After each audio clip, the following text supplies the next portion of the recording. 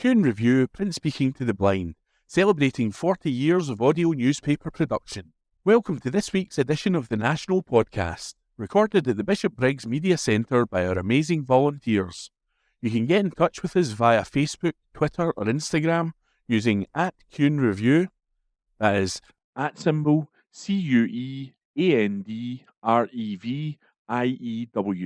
You can also contact us directly by emailing information@kuhnreview.com. That is INFORMATION@CuendReview.com, or by calling 0141 772 3976.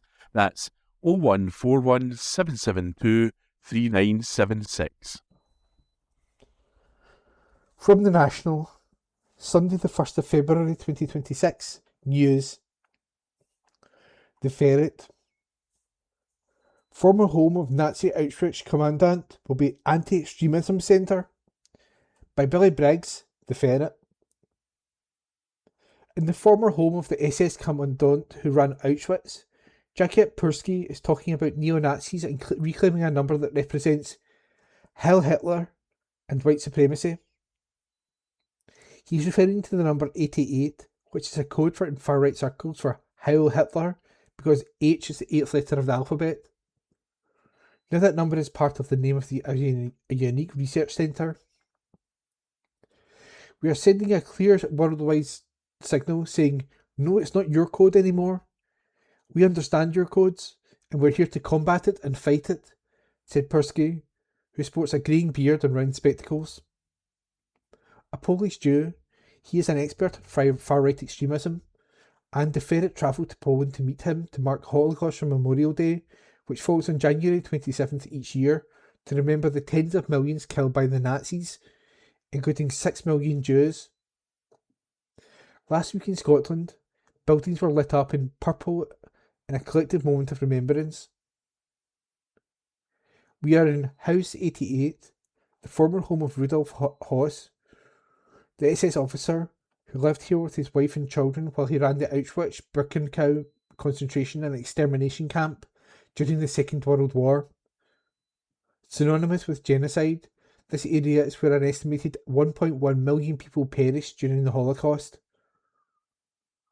The Ferret has been charting the rise of the far right for a decade, and we're here to understand more about its roots amid a rise in anti-Semitism. In Britain, the Community Security Trust recorded 1,521 anti-Semitic incidents between January and June 2025, the second highest ever for the first half of a year. And towards the end of the year, there was an attack on a Manchester synagogue which killed 2 British Jews, and the Bondi Beach attack in Australia which killed 15 people. Höss's former home sits cheek by jowl with Auschwitz, literally just metres away. It has been bought by a US organisation called the Counter-Extremism Project and transformed into the Auschwitz Research Centre on Hate, Extremism and Radicalisation, Archer, at House 88. A former symbol of hate is now a place where people can learn how to fight extremism and anti-Semitism. We reclaimed this house after 80 years to do something positive, says Pursky, a political scientist and educator who researched extremist ideologies for the Counter-Extremism Project. Drab and nondescript, House 88 resembles a bleak council house. The front door faces onto a busy road and cars whiz past, their wheels spraying brown slush onto snow piled at the roadside. The death camp is at its rear, shrouded today by a winter mist. Auschwitz-Birkenau is a vast site, and at one point there were more than 40 camps and sub-camps in the complex. Pursky says that for 3.5 years, Höss played a pivotal role in orchestrating genocide by overseeing the meticulously planned slaughter of millions of people. During his tenure, 4 additional gas chambers were built, making Auschwitz-Birkenau the deadliest of all the Nazi camps. Höss has revealed he personally attended an early gassing experiment. Protected by a gas mask, I watched the killing myself. In the crowded cells, death came instantaneously the moment Zyklon B was thrown in.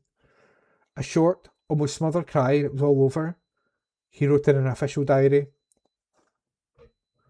All the while, he apparently lived an idyllic family life at House 88 with his wife, Hedwig, and 5 children. They had a manicure garden, a swimming pool, a greenhouse, and a sauna. The children, Klaus, Heiditrud, Brigitte, Hans-Jürgen and Annegret, rode horses and swam in a nearby river while genocide took place next door. A concrete wall and trees obscured the camp, so the family could not see atrocities being committed. Apparently the children did not hear prisoners' screams, SS guards shouting, gunshots and barking dogs, with Hossey's daughter Brigitte claiming in 2021 that she knew nothing of what happened next to her home. She reportedly said, "Later we found out what's going on. I don't really like to talk about it because I didn't like this idea of what they did, but I know it was not my dad's fault." Hedwig told her husband that the villa was like paradise. Their life was featured in the chilling Oscar-winning film The Zone of Interest, the euphemistic term used by the Nazis for the site. Perky says the film, some scenes were shot at House 88, has been unhelpful because it was inaccurate in parts. A tunnel under the house was a bunker rather than a quick route for Hoss to get to his camp office, he says, explaining that after Auschwitz was liberated in January 1945, House 88 became the home of a widowed Polish mother called Grażyna Jurczak, 62, who raised her 2 sons there. The notion to buy the house in October 2024 came about when Persky and colleagues trained staff at the Auschwitz-Birkenau Museum. "We were asked to find the perpetrator of a very serious hate crime inside the museum," he says. "We found him and started regular training for the staff in how to recognise and counter radicalisation and extremism inside the museum." At the time, Persky briefly stayed in Auschwitz, in accommodation once used by the SS, close to the gas chamber in Crematorium 1, and the gallows where Hoss was hanged. This is where the concept for House 88 started to develop, he explains. The museum approved the idea, and finance was provided by the Counter-Extremism Project, a US organisation led by Mark Wallace, a former ambassador to the UN under President George W. Bush. Grażyna was living in the house on her own after the kids had left. She was happy to sell it, Persky says, adding that he felt very stressed the first time he entered the house at 88 Legionov Street in Oświęcim, Polish for Auschwitz. "I was worried I wouldn't be able to explain what her aim is. I think that Grażyna understood that this was not a regular guy with a commercial offer, but something deeper. The need to act was underlined by the risk that House 88 could become a place of pilgrimage for the far right," he says, given the global success of the Zone of Interest. So they tried to transform it into something radically new.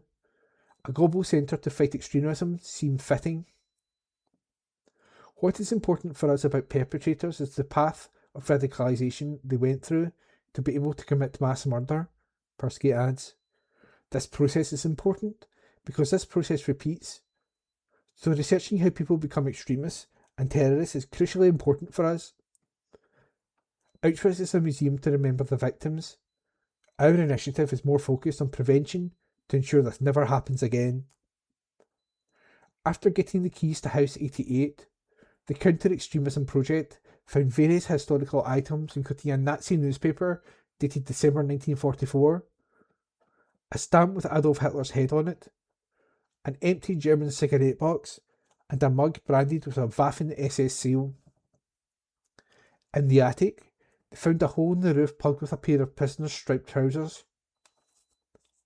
"This prisoner was called Mordek Szymanowicz," says Persky, explaining they were able to identify him from a number on his trousers, 79523, which he was next to the Star of David. He was from near Grodno, Belarus. He was killed here. He came with a brother. For 80 years these trousers were in the roof, but now we think about Mordek as a team member. Upstairs, they found that gas chamber 1 at Auschwitz could be seen from one of the children's bedroom windows. It is only about 100 metres away, as are the gallows where Höss was hanged. After the Nazi regime fell in 1945, he obtained false documents under the name Franz Lang, the identity of a young sailor who had died, and went into hiding in the village of Gottrupel, Germany, where he worked as a farm labourer. He was captured on March 11, 1946 by British intelligence agents, who transported him to Nuremberg, Germany, where Nazi leaders faced trial. During his trial, Höss sought to portray himself as someone who was simply carrying out orders and downplayed his knowledge of the extermination process. It was decided he should be hanged beside a gas chamber close to House 88. Höss's former home will now host researchers, policymakers, educators and activists working on preventing extremism. Our dream is that people come here after visiting Auschwitz to learn how to make their work more effective, says Persky, who stresses that the world is changing and new strategies and approaches are needed. Technologies such as artificial intelligence are being embraced, and the Counter-Extremism Project is developing an AI-powered database that tracks extremist propaganda networks. It aims to disrupt financial networks supporting extremism by investigating crimes and reporting to tax, treasury and law enforcement bodies across the world. There's been a growing wave of anti-Semitism globally, which has become more normalised, says Persky. This is very scary because I see tendencies that I never thought would happen again. Russia is another major concern. Persky said it is interfering, manipulative and trying to polarise European societies. They invest in everything that causes hate, chaos and polarisation, everything that ruins democracy, he claims. They use far-right actors and far-left actors. He also rails against social media platforms for lacking the courage to take action against anti-Semites and other extremist content generally. A lack of courage for me is a huge problem currently, he explains. Courage is to fight for the truth. Courage is not about being manipulated. Social media platforms should be controlled, and the lack of control has led us to an era of manipulation and disinformation. We have many Rudolf Hösses now, but they are in front of a computer. That piece was written by the Ferret, Billy Briggs.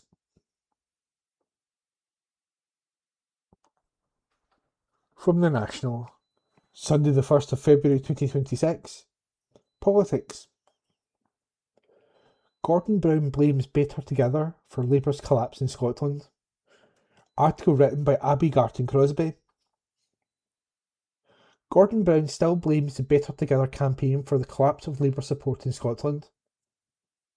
The former Labour Prime Minister is understood to have told a new biography that he was always against the Project Fear tactics used by the Unionist campaign during the independence referendum. Gordon Brown, Power with Purpose by James McIntyre, is set to be published on February the 23rd by Bloomsbury. The Scotland on Sunday reports that the book notes that Brown still blames the cross-party Better Together campaign for Labour's collapse in Scotland. In 2011, Alex Salmond took the SNP to a victory in the Scottish Parliament by returning a majority of MSPs. Scottish Labour came in second place with 37 MSPs to the SNP's 69. However, following the referendum, the 2015 general election saw the SNP take 40 seats from Labour, leaving the party with one representative north of the border. They also took 10 seats from the Lib Dems, also leaving them with one MP in Scotland. The SNP remained the dominant party in both Holyrood and Westminster until the 2024 general election. Scottish Labour won 37 seats, taking 36 from the SNP. But now, as voters are set to head to the polls on May the 7th, 2026, Scottish Labour are trailing behind, largely seen to be due to Keir Starmer's stark unpopularity as Prime Minister and unhappiness with the Labour administration in Westminster. Brown, it appears, still blames the tactics used by the No side in the 2014 referendum for his party's misfortunes. He told the biography, "I was always against Project Fear. You cannot say to Scottish people, 'You're too poor, or too weak or too stupid to be independent. McIntyre is understood to have written in the book, Brown, who spoke at nearly 100 rallies across Scotland, had wanted a distinct Labour pro-union campaign and had privately asked David Cameron and then Chancellor George Osborne for half the no funds to go to Labour for that purpose. The Tories had refused. Osborne had stuck to the cynical and dry economic arguments based on keeping the pound sterling, insisting that Scots would be worse off on the outside. The author adds, the lack of inspiring politics on the campaign had been part of what had frustrated Brown. Brown infamously promised further powers for Holyrood in the event of a no vote. The vow, published on the front page of the Daily Record 2 days before the vote, promised extensive new power if Scotland remained part of the UK. It was published shortly after a poll put yes in the lead.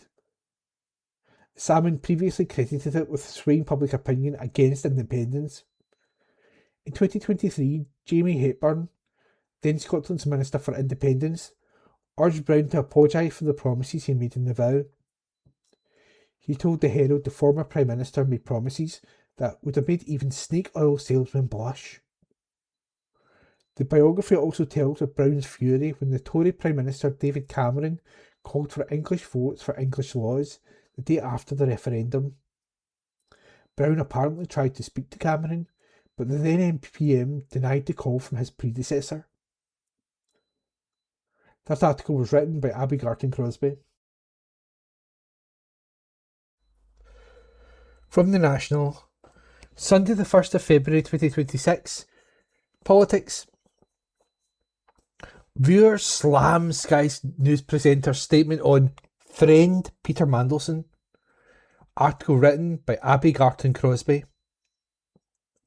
Sky News presenter Trevor Phillips sparked outrage after a monologue about the latest revelations of Peter Mandelson's relationship with Jeffrey Epstein, as he insisted the Labour peer is still my friend.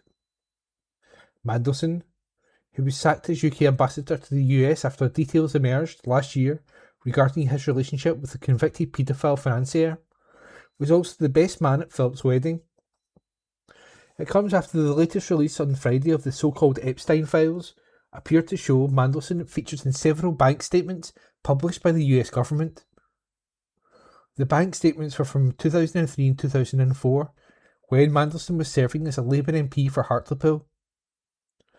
Other disclosures show undated photographs of a man who appears to be Mandelson standing in underwear and a t-shirt alongside a woman whose face has been hidden. In response, the Labour peer said he could not recollect the payments or the photographs being taken, including the location or the circumstances. The latest revelations prompted the SNP to insist that it would be an insult to allow Mandelson to return to the House of Lords, with the taxpayer footing the bill. After the revelations emerged, Phillips opened his Sunday Morning with Trevor Phillips programme with a monologue addressing his long-term friend. Peter Mandelson and I met for the first time almost exactly 50 years ago on a march protesting against apartheid, he said, looking directly into the camera. It's no secret here in Westminster that over the following 3 decades, he and I worked together, first as student activists, then as television journalists, and as elected politicians. He's appeared more than once on this programme. We were, and still are, friends. His political career was long and illustrious. Mine was brief and disastrous. Referring to his term as chair of the London Assembly in 2000 to 2001 and 2002 to 2003, Phillips said that Mandelson made it clear to me that my lack of tact and disdain for compromise meant I'd be better suited to journalism than party politics.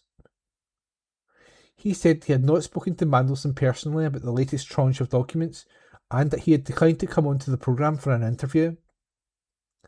However, he has told this programme that neither he nor his husband Ronaldo Avila de Silva has any recollection of receiving payments in 2003 or 2004, or knows whether the documentation is authentic. Phillips continued.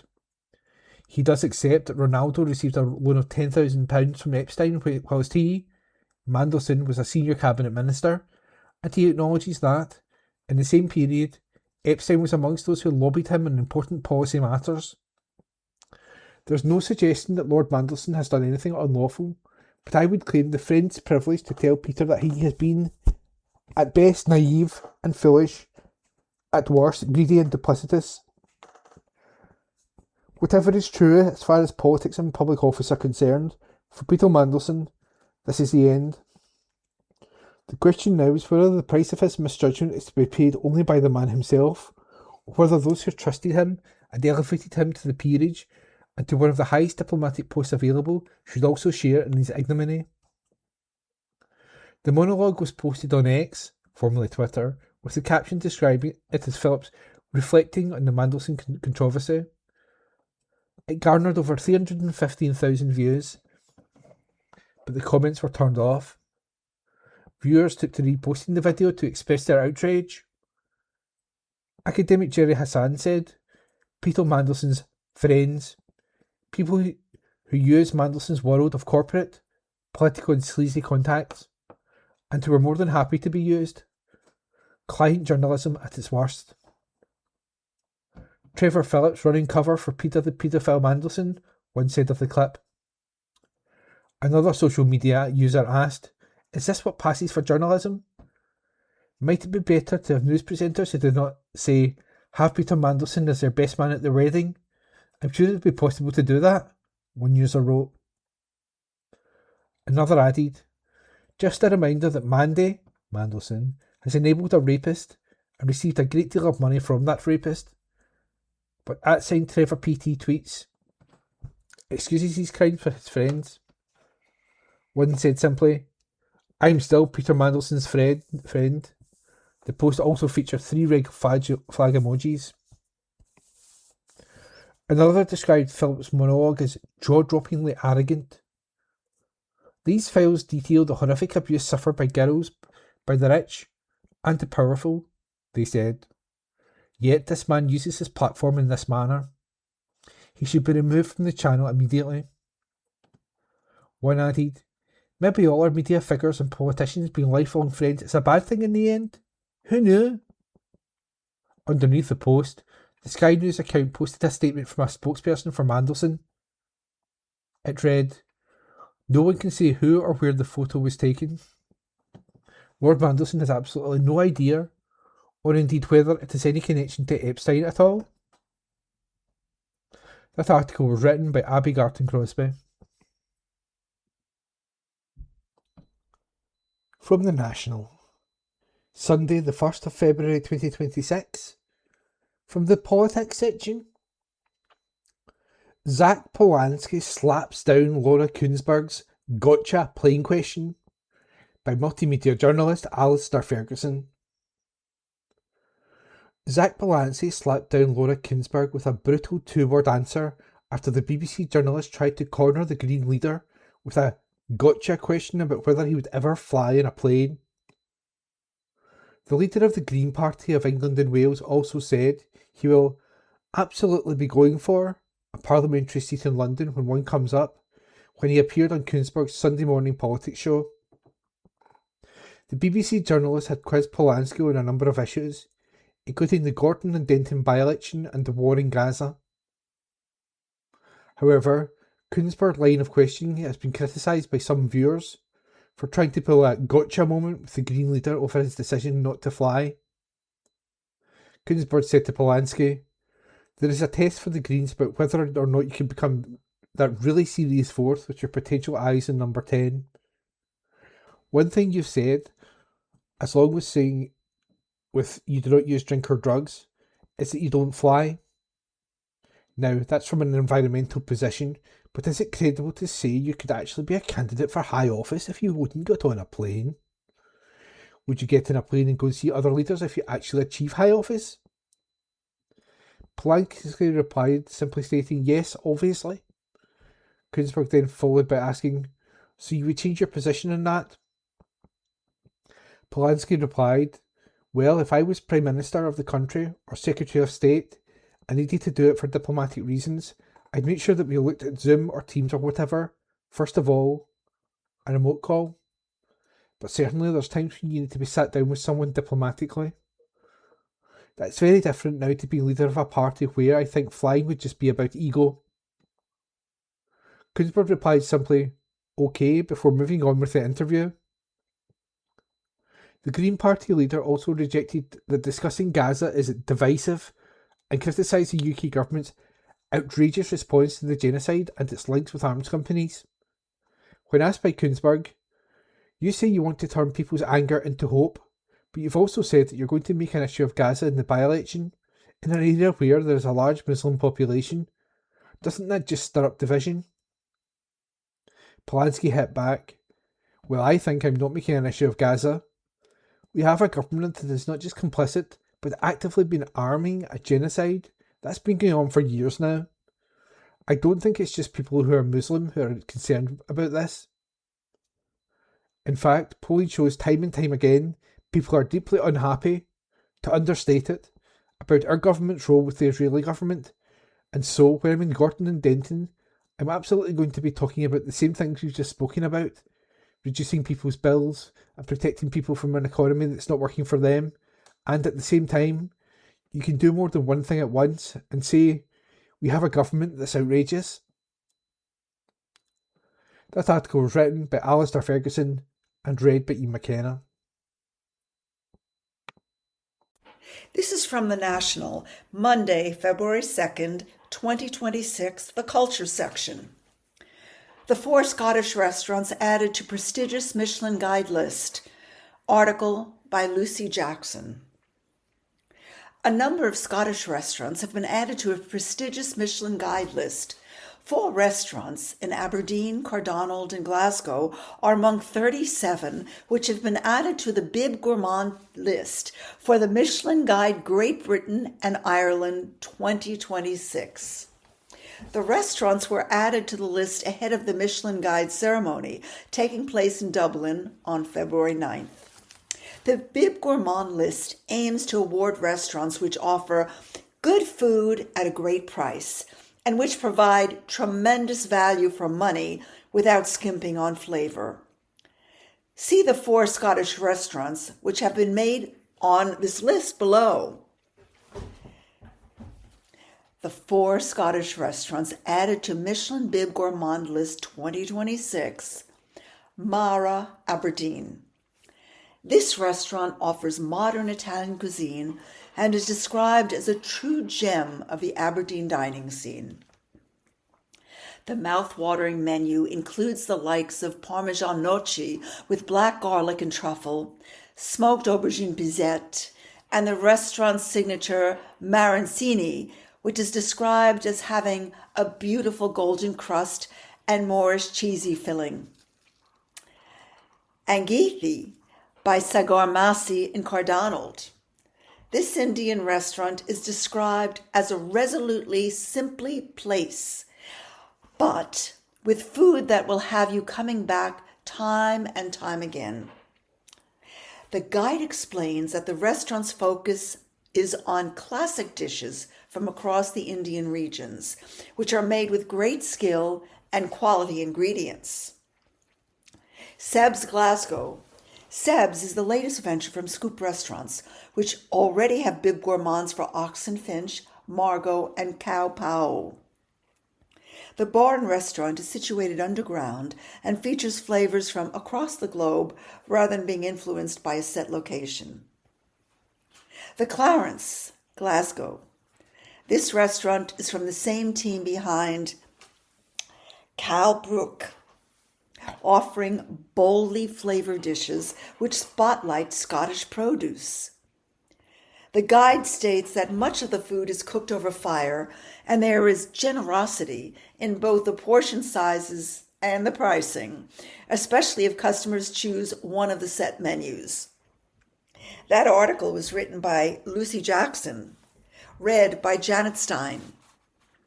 This is from The National, Monday, February 2nd, 2026, the Culture section. Donald Trump threatens to sue Total Loser Grammys host over Epstein joke. Article by Lucy Jackson. Donald Trump has threatened to sue Grammy Awards host Trevor Noah over a comment in which he joked about the U.S. president's relationship with Jeffrey Epstein. The South African comedian made the comments while congratulating Billie Eilish for winning the Grammy for Song of the Year for Wildflower. He said, "Wow, that's a Grammy that every artist wants, almost as much as Trump wants Greenland," which makes sense because since Epstein's gone, he needs a new island to hang out with Bill Clinton. Noah also took aim at both Trump and rapper Nicki Minaj in his opening speech for the 2026 ceremony. After Bruno Mars and Rose opened the show with their single APT, Noah, who was presenting his final edition of the Grammys, pointed out that Minaj, who recently visited the White House and expressed her support for U.S. President Trump, was not here. Prompting cheers from the crowd, he said, "Nicki Minaj is not here. She is not here. She is still at the White House with Donald Trump, discussing very important issues, actually." In an impersonation of the president, he joked, "Nicki, I have the biggest ass. I have it. Everybody's saying it, Nicki. I know they say it to you, but it's me. Wop, wop, wop. Look at it, baby."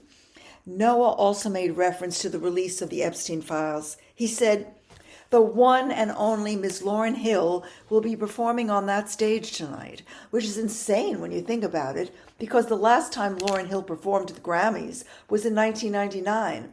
You understand how long ago that was. Back in 1999, the president had had a sex scandal. People thought computers were about to destroy the world, and P. Diddy was arrested. Boy, how times have changed. Trump took aim at Noah on his social media platform Truth Social, where he called the host a poor, pathetic, talentless dope of an MC. The U.S. president wrote, "The Grammy Awards are the worst, virtually unwatchable. CBS is lucky not to have this garbage litter their airwaves any longer.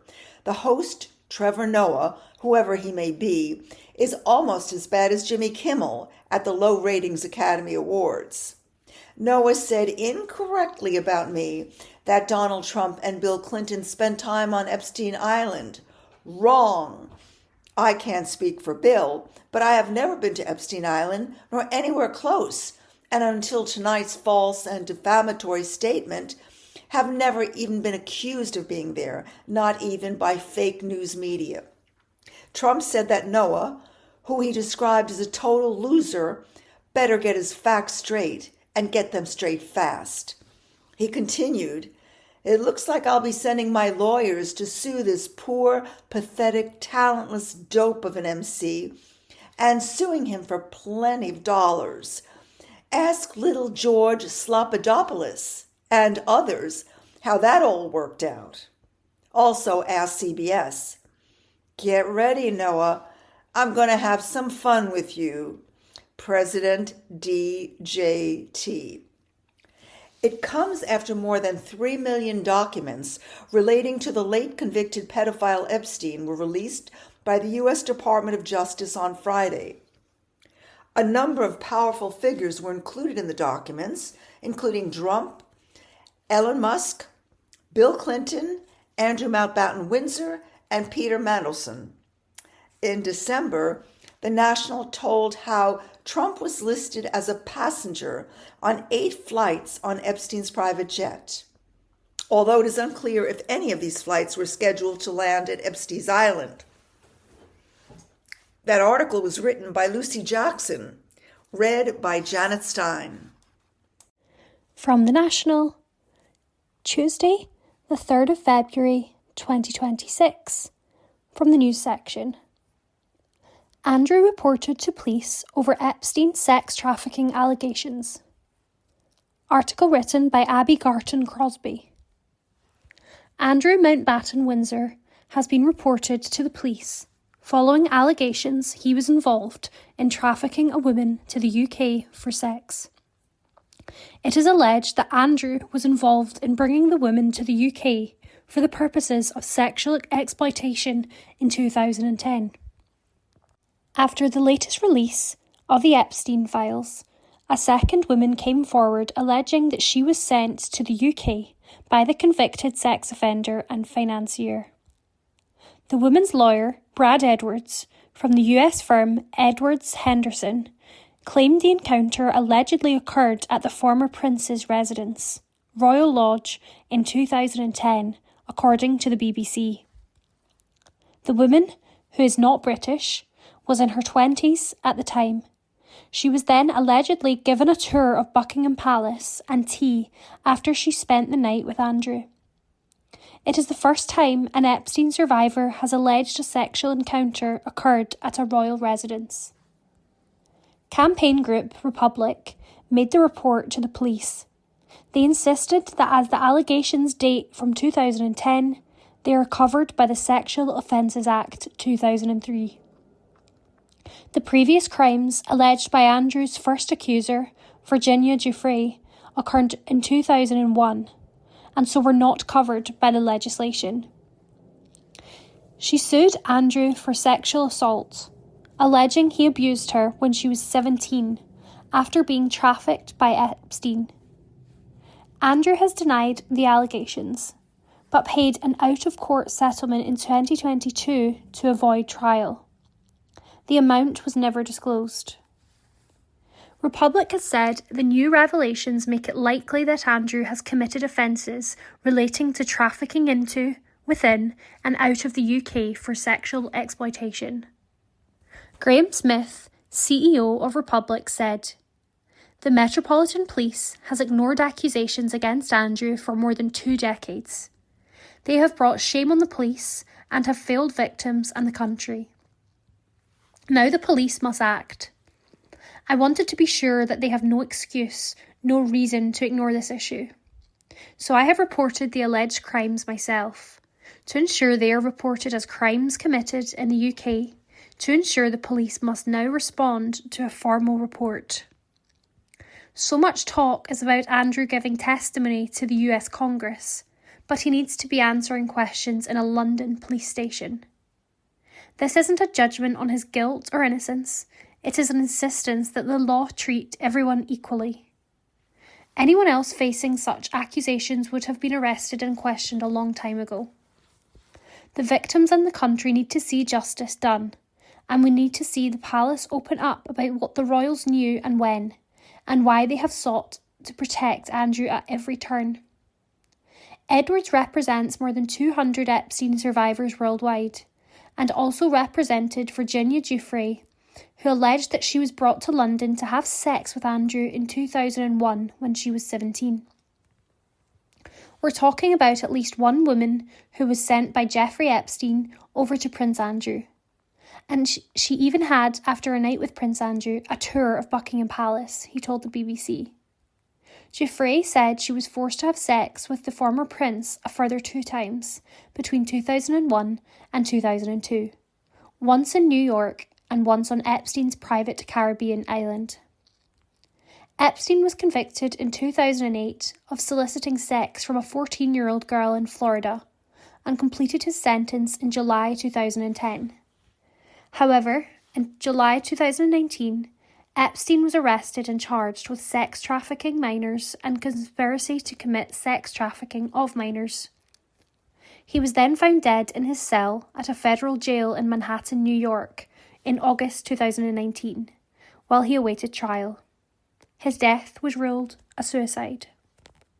Andrew has not addressed the allegations since they emerged on Saturday.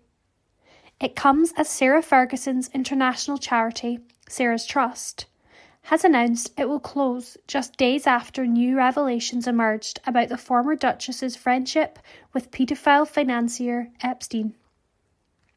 A spokesperson for Sarah's Trust said, "Our chair, Sarah Ferguson, and the Board of Trustees have agreed that with regret the charity will shortly close for the foreseeable future.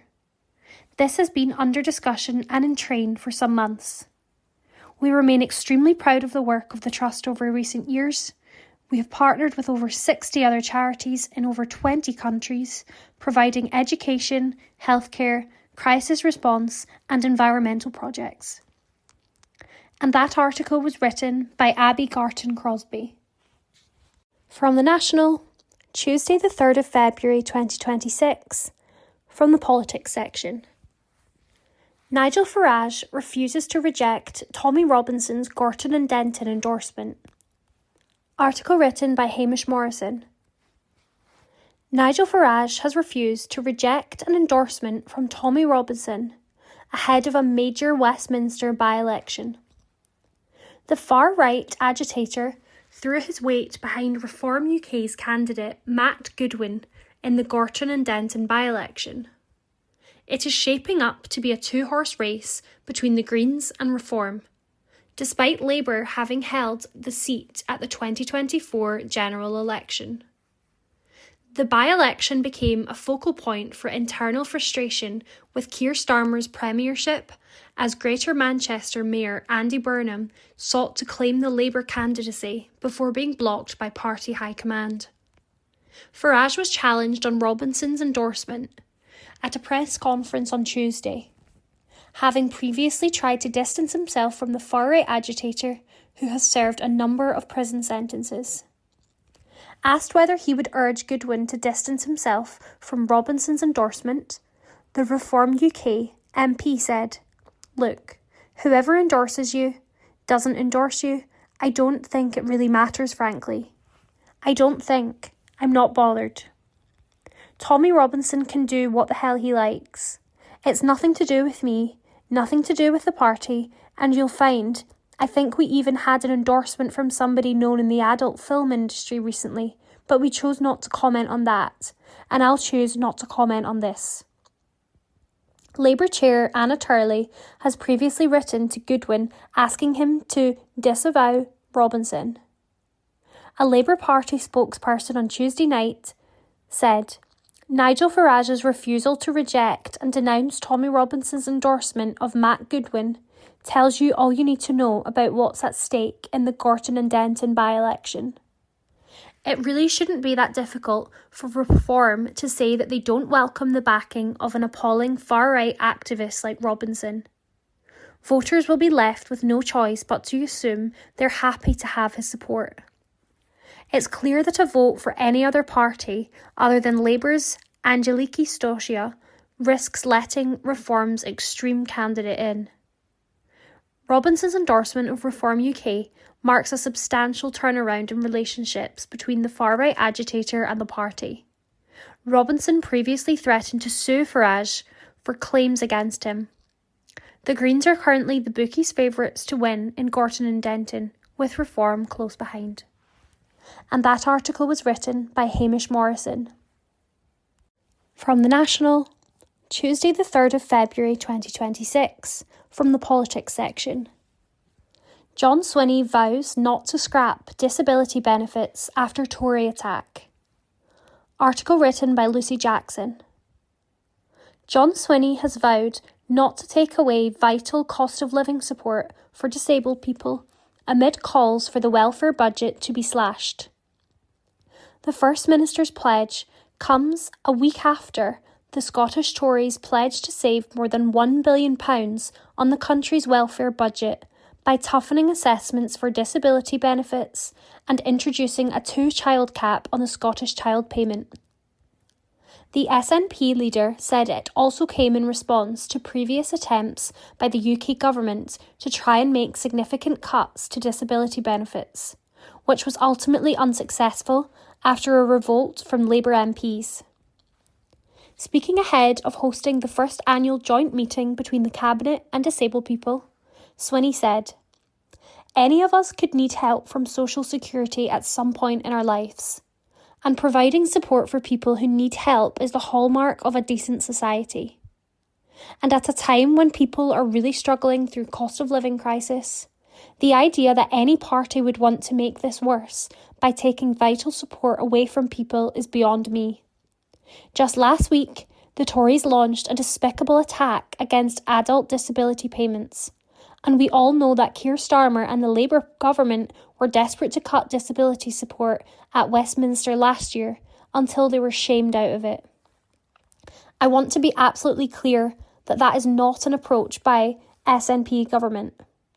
We will protect and support because it is the right thing to do, and we will never give in to those who would see support ripped away from disabled people. We will keep doing everything in our power to support people with cost of living and to support disabled people. That is the trusted leadership people in Scotland get with the SNP government. A Department for Work and Pensions spokesperson said, "We will always provide support to those that need it most. We're putting cash back into people's pockets by boosting the standard rate of universal credit and by changing the amount of debt that can be taken from customers, allowing 1.2 million households to keep more of their money. This comes alongside £1 billion for tailored employment help, including 1,000 dedicated work coaches offering voluntary support to tens of thousands of sick or disabled people." Meanwhile, Scottish Conservative leader Russell Findlay said, "The Scottish Conservatives will always protect the safety net of social security for those in genuine need, but we're the only party being honest about the SNP's bloated benefits bill. Instead of indulging in grandstanding, John Swinney must explain why he thinks it's okay to force hard-working Scots to keep paying more through sky-high taxes to fund his out-of-control state benefits. He can wring his hands all he likes, but he should also explain how he intends to plug the SNP's £1 billion and growing benefits black hole. He, like Labour and Reform, wants to pretend that this is okay, while my party will tell it straight and focus on cutting bills for workers and businesses." And that article was written by Lucy Jackson. From the National comment section, Tuesday, 3rd of February 2026. Why Peter Mandelson gets to keep his title and how to remove it. This article is by Jade Wright. While Peter Mandelson is to quit the House of Lords, he remains legally entitled to be called Lord Mandelson.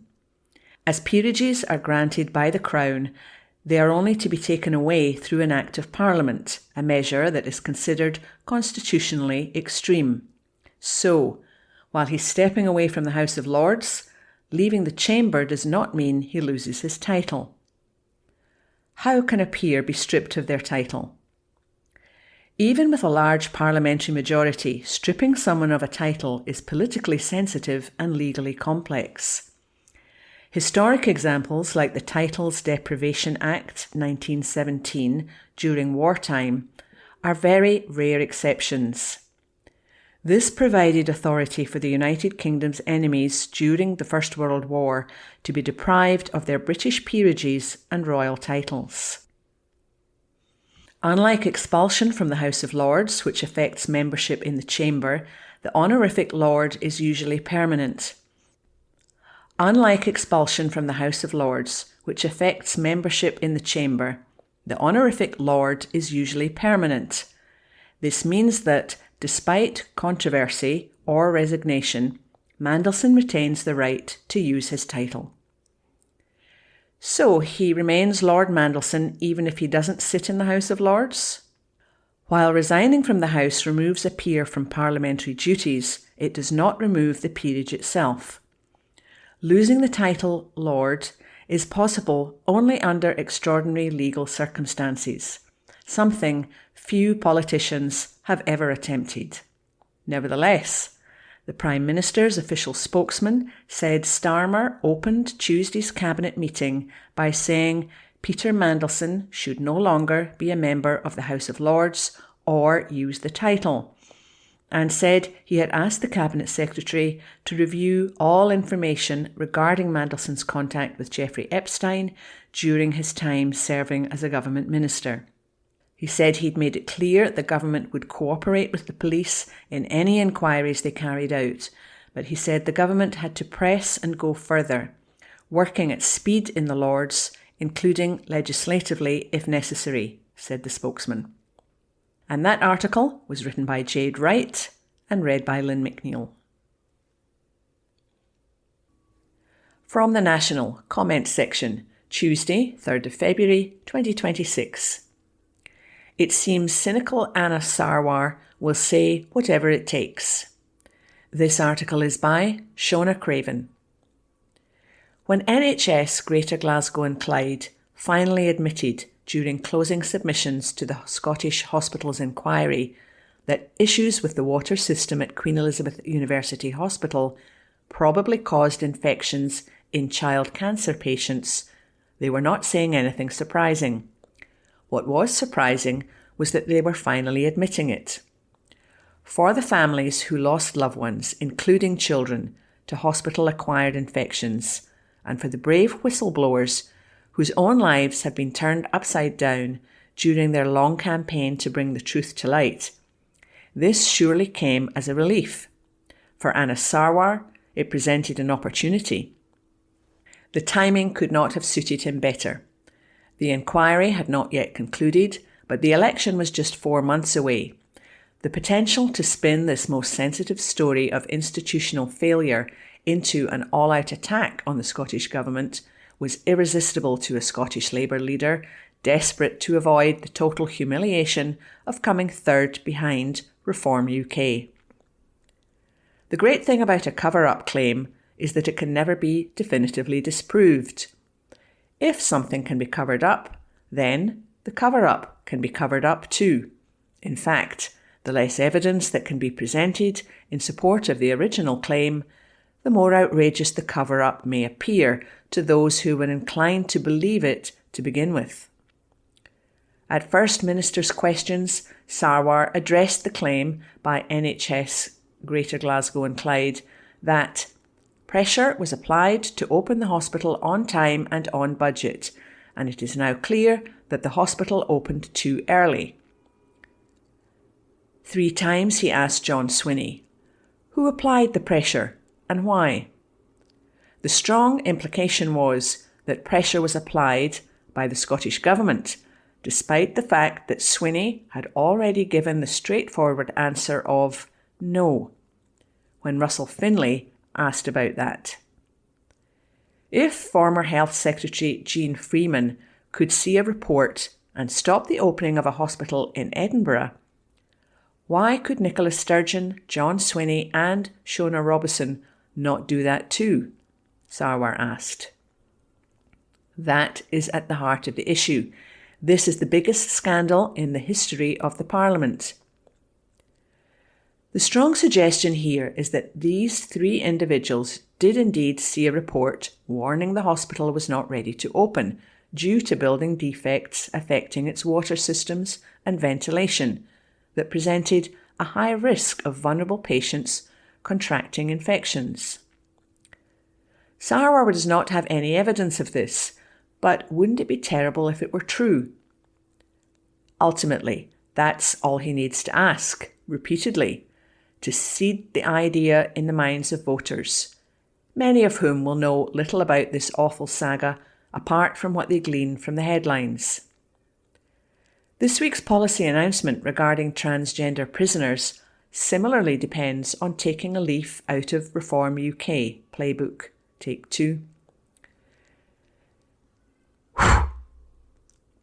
This week's policy announcement regarding transgender prisoners similarly depends on taking a leaf out of the Reform UK playbook. Announce something that sounds right, generating headlines that will reach the public, and never mind the boring details most people will never read or hear.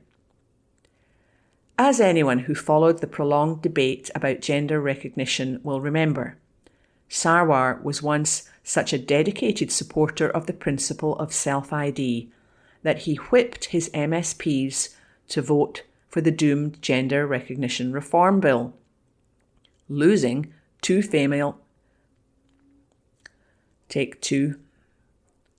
As anyone who followed the prolonged debate about gender recognition will remember, Sarwar was once a decade... Take 3.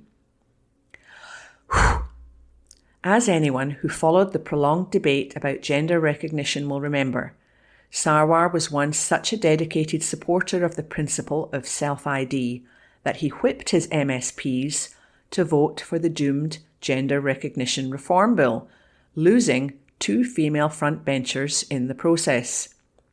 He later turned around and said, "Knowing what we know now, we would not have supported the bill."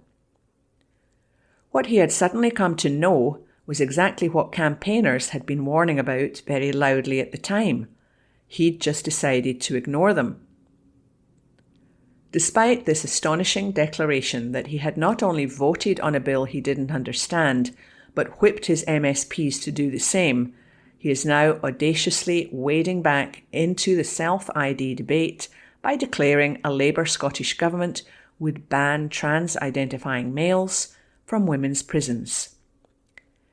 The timing of this ideological turnaround is certainly interesting, with For Women Scotland's Judicial Review calling at the Court of Session this very week. What Sarwar seems to be saying is that if the court rules against For Women Scotland, to clarify, the very women he ignored when they warned about the implications of the Gender Recognition Reform Bill, he will ignore that ruling and press ahead with a policy he knows the voting public will agree with. Of course, we don't need to worry about him declaring any judges enemies of the people, as this is all theoretical. Sarwar will not be the First Minister, and he knows it. The innuendo-filled headline grabs and... take two.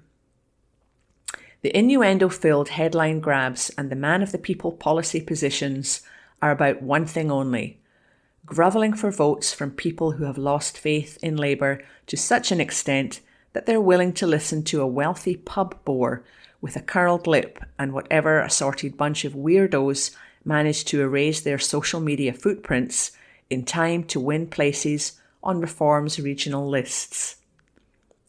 Just like Reform's Malcolm offered, Sarwar doesn't care if he looks like he's making up policies as he's going along. He's banking on a few sound bites, sowing suspicion, and a few others sounding like common sense.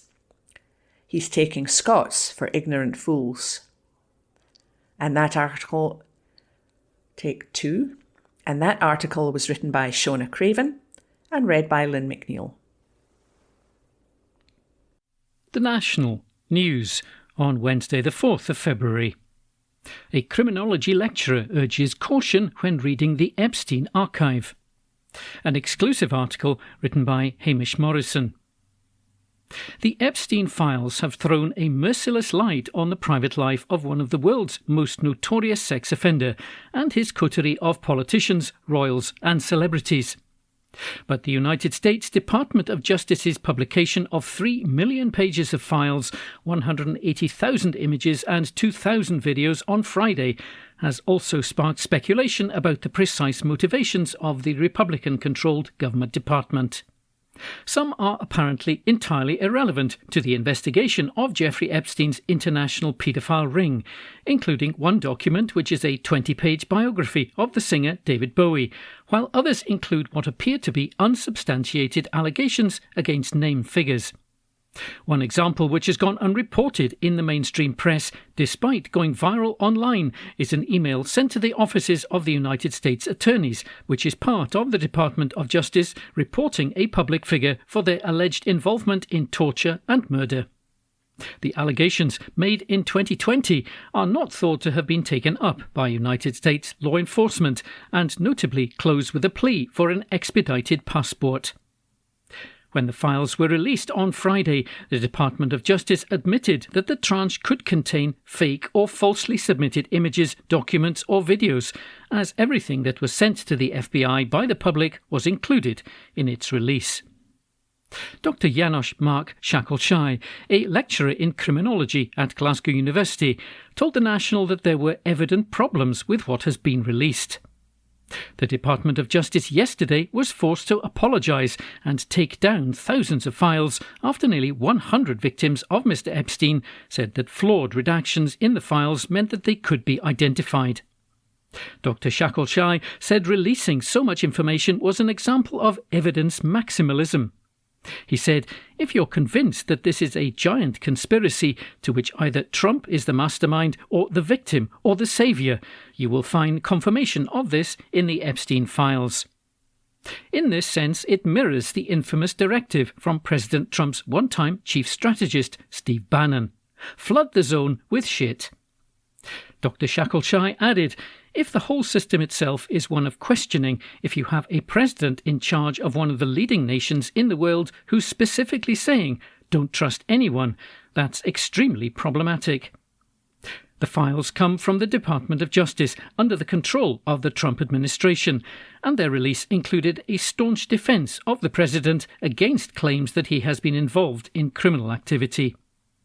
Some of the documents contain untrue and sensationalist claims against President Trump that were submitted to the FBI right before the 2020 election, the department said in a press release. To be clear, the claims are unfounded and false, and if they have a shred of credibility, they certainly would have been weaponized against President Trump already. Dr. Shackleshire said that the publication was a highly politicized issue and should be seen in this context. He recommended that members of the public consider the documents carefully. People should ask themselves what are they trying to find out to guard against confirmation bias, he said, and that they should read about them from a wide variety of sources. He added, a critical approach is very important. An exclusive article written by Hamish Morrison. The National News on Wednesday the 4th of February. Edinburgh's e-bike hire scheme is set for a major expansion. An article written by Jamie Calder. Edinburgh's bike hire scheme is set to expand into the capital's northwest, with the fleet expanding to 700 bikes. The bike operator Voi has confirmed that the scheme will expand into Stockbridge, Crewe Toll and Newhaven, adding to the south and westward expansion in December. The scheme has proved popular, with nearly 200,000 rides being registered since it launched in September, fuelling 2 expansions to Leith in the north and a large south and south-east expansion to Morningside and Prestonfield. Transport and Environment Convener for the City of Edinburgh Council, Stephen Jenkinson, said, I'm delighted that we're moving to the next phase of our excellent cycle hire scheme. The uptake figures that we've recorded since launching have been groundbreaking, showing an average of over 1,000 journeys per day. We saw our highest ever single total just last week, with almost 17,000 trips recorded across 7 days. The data speaks for itself in terms of the scheme's incredible popularity and success. We're now reaching our original citywide target number for e-bikes, with the scheme covering large swathes of the capital. It's great to see people enjoying this convenient, economical and environmentally friendly way to get around. Our dedication to improving our city for everyone is further underlined by our ambitious city mobility plan and our serious approach to tackling the climate emergency. While largely popular, some concerns have been raised about safety and improper parking of the bikes. Residents have complained about Voi bikes, which are locked in place while not being hired, taking up crucial bike rack spaces, as well as being discarded in the middle of pavements or even on roads. Additional concerns have been raised about the scale of users riding without a helmet. To improve this, Voi has opened a suggestions page where parking spots can be suggested. So far, over 500 suggestions have been lodged, and the company said it's working with the council to manage parking demand. Riders must also park in the designated geofenced parking areas shown in the Voi app. The app also provides guidance on responsible parking, and riders who do not use the designated spaces or who park improperly may receive a warning, and repeat offenders can be fined or even banned. James Bolton, who is the general manager for Voi in the UK, said, "We're delighted that Voi has already become an integral part of Edinburgh's sustainable transport network. Since launching, we've delivered over 185,000 journeys, travelling roughly 450,000 kilometres, the equivalent of 11 laps around the world, and we've replaced over 35,000 car trips. We've worked closely with the council and stakeholders to introduce parking locations that keep pavements clutter-free, while offering our riders freedom. We'll continue responsibly developing the scheme in collaboration with the council to keep Edinburgh moving." An article written by Jamie Calder. The National Politics on Wednesday the 4th of February. An emotional Holyrood chamber reflects on the legacy of Jim Wallace. An article issued by the National News Desk. Scots are immeasurably richer because of Jim Wallace, Scottish Lib Dem leader Alex Cole-Hamilton said as Holyrood paid an emotional tribute to Lord Jim Wallace. The former Scottish Lib Dem leader, who served as Scotland's first Deputy First Minister and as Acting First Minister on 3 occasions, died suddenly last Thursday. The flags at Holyrood were at half-mast yesterday as his wife Rosie, daughters Helen and Claire and other close family members came to the Parliament to hear tributes to him. Holyrood's presiding officer, Alison Johnston, described him as being the most passionate of advocates for devolved government, adding that his role in the 1997 referendum, which led to the Scottish Parliament being established, cannot be overstated. The presiding officer told MSPs, "This is my 27th year in the Scottish Parliament. I know that without Jim Wallace, Parliament would be a different place, a lesser one." She added that throughout Lord Wallace's incredible career, which saw him elected as an MP and later as an MSP, before becoming Advocate General for Scotland and the moderator of the General Assembly of the Church of Scotland, he had lived our parliamentary values of wisdom, integrity, justice and compassion. Hailing him as a pillar of this Parliament, she said, his steadying hand in some challenging early days was just what was needed. She added, "I learned so much from him." Paying his own tribute, Mr Cole-Hamilton said that the Lib Dems are heart-sore after Lord Wallace's sudden death as a result of complications from surgery. Mr Cole-Hamilton said, "We are all the poorer now that he has gone, but this Parliament and this country are immeasurably richer because he lived." Describing Lord Wallace as a man of profound Christian faith with a dedication to public service, he told how he had been inspired when he saw him speak in the referendum campaign back in 1997. Remembering his friendship with the late Donald Dewar, Scotland's First Minister, who died in the year 2000, he added, "There is such rancour in our politics today, and we could all learn something about his approach and lean into his legacy about the way of doing politics through grace and reconciliation." In an emotional tribute, current Orkney MSP Liam MacArthur said he was devastated by Lord Wallace's death. "I'm dealing with losing one of my closest friends," he told MSPs.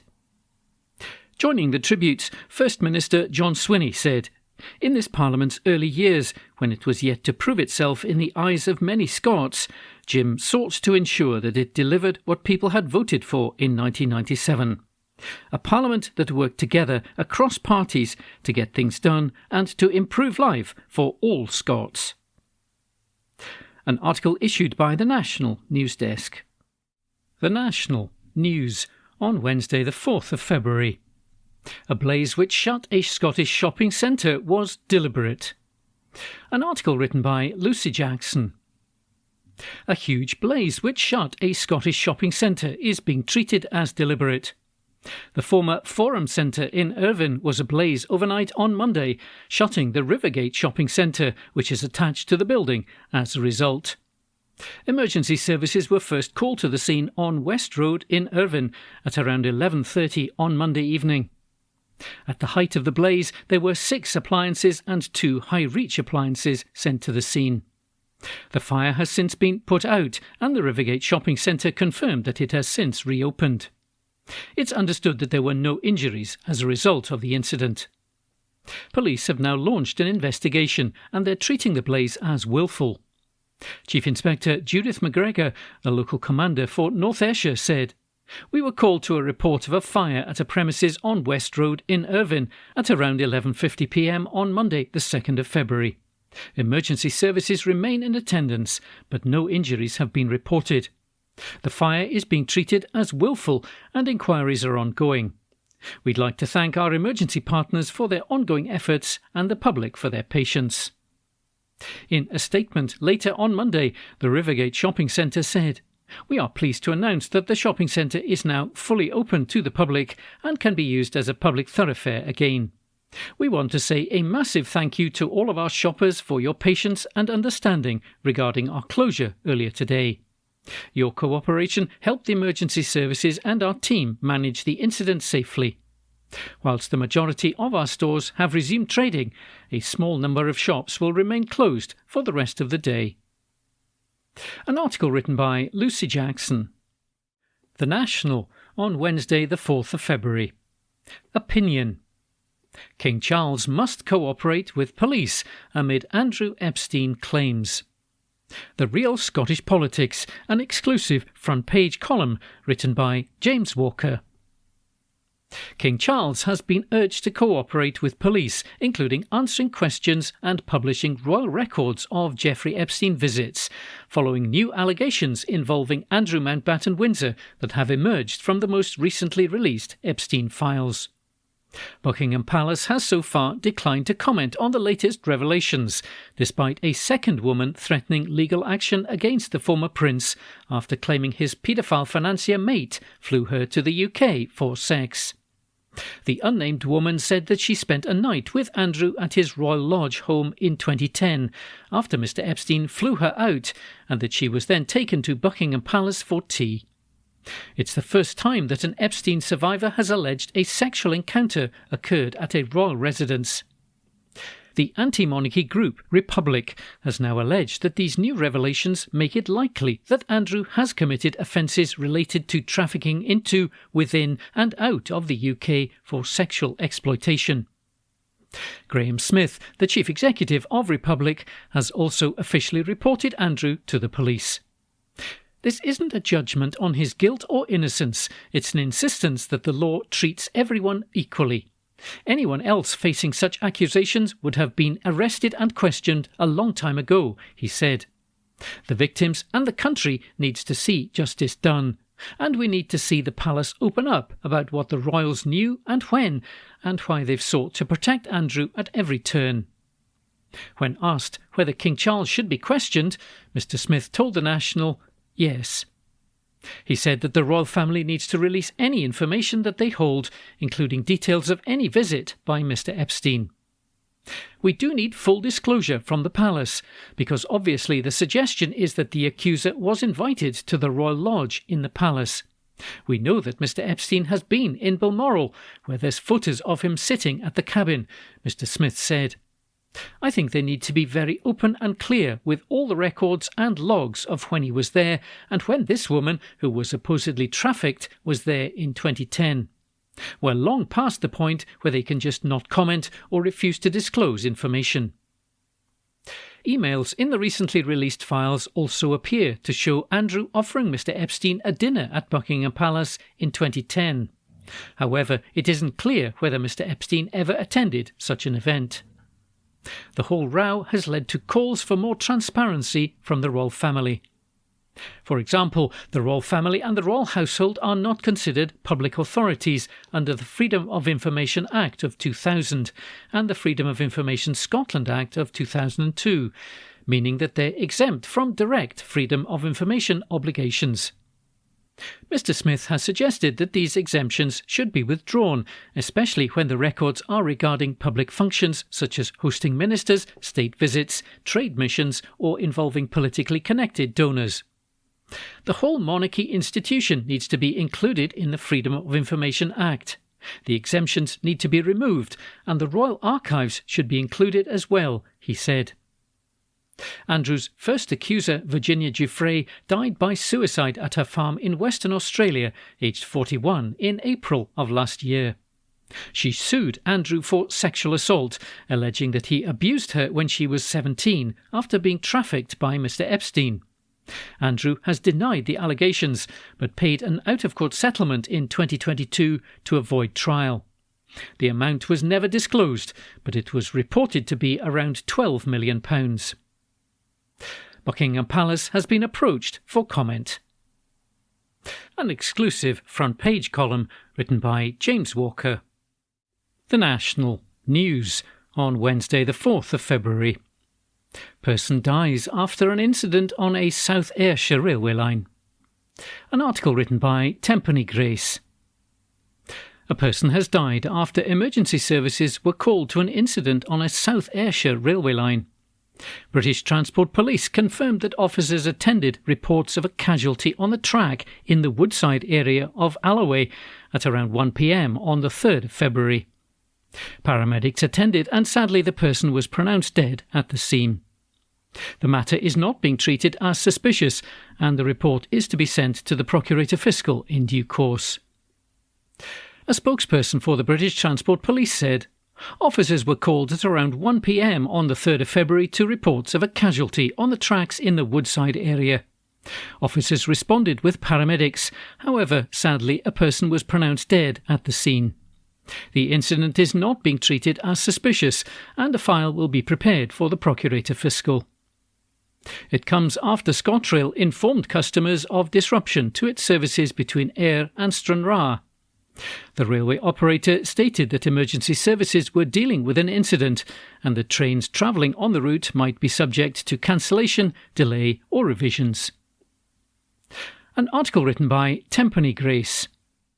The National News on Wednesday the 4th of February. Production at Mossmoran ends early as Unite blasts zero support from the government. An article written by Hamish Morrison. Production at a major Scottish industrial site has ended earlier than expected. It's been announced. Operations were brought to a halt at the Mossmoran ethylene plant in Fife. Unite officials were informed on Monday night. Around 400 jobs are connected to the ExxonMobil site in Fife, which makes materials used in plastics, medical equipment and car parts. The fossil fuel giant last month reported industry-leading earnings of $28.8 billion for 2025. Unite General Secretary Sharon Graham said, "This is another nail in the coffin of the oil and gas industry, with jobs hemorrhaging on this government's watch." Unite has said repeatedly that the government should not be letting go of one rope before it has hold of another. Importing oil and gas while we offshore our carbon responsibilities is quite frankly an abdication of responsibility, which makes us more vulnerable and betrays workers. ExxonMobil's decision to close Mossmoran ahead of schedule is a disgrace and a betrayal of its workers. This is an enormously profitable multi-billion-pound company, and this unnecessary decision will have a devastating impact on the local community in Fife. Unite's industrial officer Bob McGregor added, "The UK government chose to intervene at Grangemouth to support jobs in the chemicals industry, but the question being asked by our members at Mossmoran is why there's been zero support for them from either the UK or the Scottish government. We see a trail of industrial destruction being inflicted by corporations and government inaction in its wake. There's been an abject failure to protect jobs in Mossmoran, Grangemouth, Aberdeen, Shetland, Orkney and across the North Sea." In a statement on Monday, ExxonMobil said, "After more than 40 years and more than 25 million tonnes of ethylene produced, we have permanently shut down production at Fife ethylene plant today. To safely undertake this work, this requires the use of our enclosed ground flare. We anticipate that most of the required flaring will be complete within the next 24 to 36 hours. All final residual gas will then be removed from the units over the next month, though flaring levels will be low. We will follow our procedures and standards to minimise any disturbance." Unite highlighted the UK government's pledge in December to invest £120 million in the INEOS chemical factory in Grangemouth and questioned why similar support was not forthcoming for Mossmoran. Initial layoffs are set to see 70 workers receive redundancy packages at the end of April, and 90 will be retained until the first quarter of 2028 for decommissioning and dismantling work, with 20 relocated to London or Southampton, according to the Dunfermline Press newspaper. The Deputy First Minister, Kate Forbes, said, "This will be difficult news for the workforce at Mossmoran. The Scottish Government is doing all it can to support them. I have written to worker representatives to assure them of our support and to ExxonMobil to ask that the workforce is prioritised. We have committed £9 million over 3 years to mitigate the impacts of the plant's closure, with our partnership action for continuing employment providing skills and employability support to workers. This funding will also support the site's long-term future, with Scottish Enterprise identifying new investment opportunities. A UK government spokesperson said, "We explored every reasonable avenue to support Mossmoran, and to suggest otherwise is disingenuous, and continue to engage with the company and the wider sector to ensure that we're doing everything we can to support the workers and to find a viable future for the site. We know that this is a difficult time for workers at Mossmoran and their families, which is why last week's task force meeting saw us commit to ensuring that all workers get a job interview at the Grangemouth Cracker. We're determined that the Mossmoran site and its dedicated workforce have the best possible chance for a successful future." An article written by Hamish Morrison. The National Politics on Wednesday the 4th of February. Keir Starmer must strip Peter Mandelson of his titles and his pension over the Epstein revelations, the SNP says. An article written by Abby Garton-Crosby.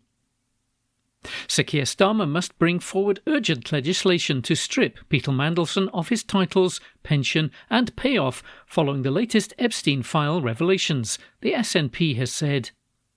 On Tuesday, it was announced that Mr Mandelson was retiring from the House of Lords and that a criminal investigation has been launched into allegations that he passed market-sensitive information to paedophile financier Jeffrey Epstein.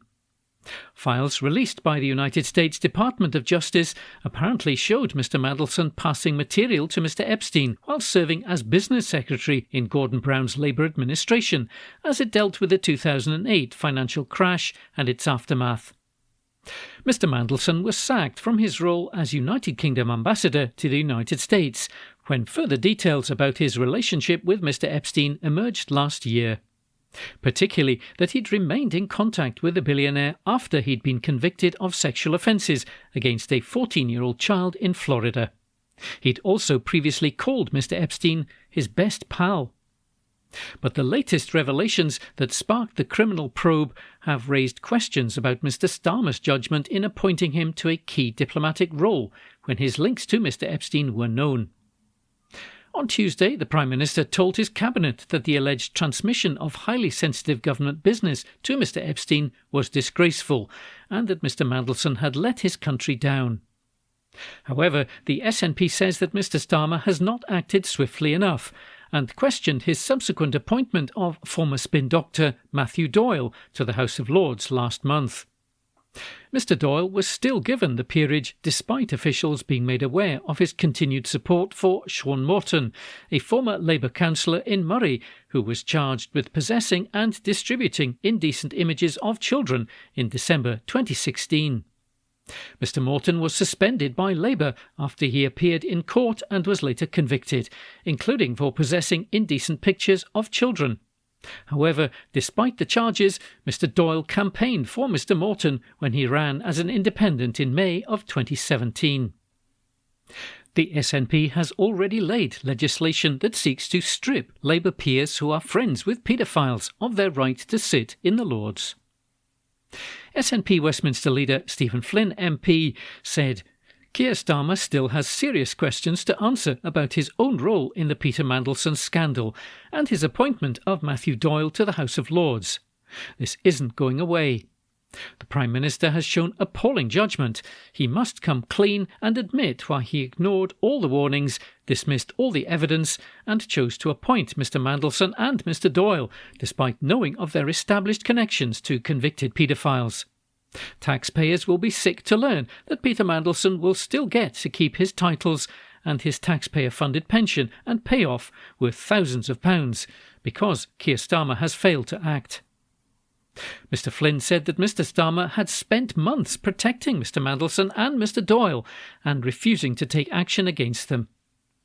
He must now finally do the right thing and strip them both of their titles and peerages and take every action necessary to remove Mr Mandelson's taxpayer-funded payments, the SNP MP added. Starmer is up to his neck in this.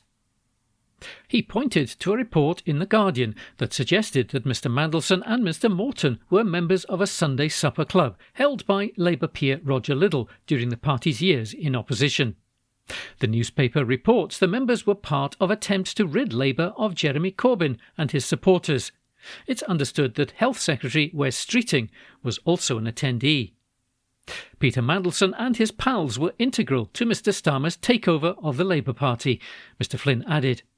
Starmer lied through his teeth to get elected and relied on sleazy supporters like Mandelson and his Sunday supper party friends. He paid them back with jobs for the boys, and he must now explain his actions to voters. Earlier, a Downing Street spokesman said, "It's right that Peter Mandelson will no longer be a member of the House of Lords." Reportedly, Mr Starmer has ordered officials to draft legislation to remove the former ambassador to the United States' peerage, something that has not been done since a law was passed to strip titles from nobles who sided with the Germans in the First World War. It comes as former Prime Minister Gordon Brown said that he'd written to the Metropolitan Police Chief, Sir Mark Rowley, to provide information relating to Mr Mandelson's inexcusable and unpatriotic act. Mr Epstein was sent details of internal discussions from the heart of the UK government after the global financial crisis. Mr Mandelson appeared to tell Mr Epstein that he would lobby ministers over a tax on bankers' bonuses in 2009 and to confirm an imminent bailout package for the euro the day before it was announced in 2010. In June 2009, he appears to have passed on what he called an interesting note that's gone to the Prime Minister, an assessment by Gordon Brown's advisor, Nick Butler, of potential policy measures, including an asset sales plan. The financier was also sent an analysis of business lending in August of 2009, drawn up by Minister Baroness Vadera. The sender of the message to Mr Epstein has been redacted, but Mr Mandelson was involved in the government email thread. An article written by Abby Garton-Crosby. The National News on Wednesday the 4th of February. WASPI campaigners call for a vote in Parliament on compensation. An article written by Hamish Morrison. Campaigners are calling for a vote in Parliament on compensating WASPI women who were again denied compensation. A new letter campaign led by WASPI, that is the Women Against State Pension Inequality, is pressing the government to enable all MPs to have their say.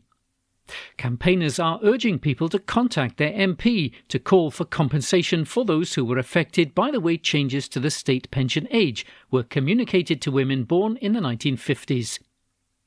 Last week, the Work and Pensions Secretary Pat McFadden said, "The evidence shows that the vast majority of 1950s-born women already knew the state pension age was increasing, thanks to a wide range of public information, including through leaflets, education campaigns, information in GP surgeries, on television, radio, cinema and online." He said that a wider flat-rate scheme would simply not be right or fair, and to specifically compensate only those women who suffered injustice would require a scheme that could reliably verify the individual circumstances of millions of women. A previous government decision not to offer redress was reviewed after the rediscovery of a 2007 Department for Work and Pensions evaluation, which at the time led to officials stopping sending out automatic pension forecast letters. Angela Madden, the chairwoman of WASPI, said, "There must be a binding vote on compensation in government time so that all our elected representatives can have their say." An article written by Hamish Morrison. That concludes this week's edition of the National Podcast. Please remember to subscribe to our channels at Tune Review and to tell your friends about our service.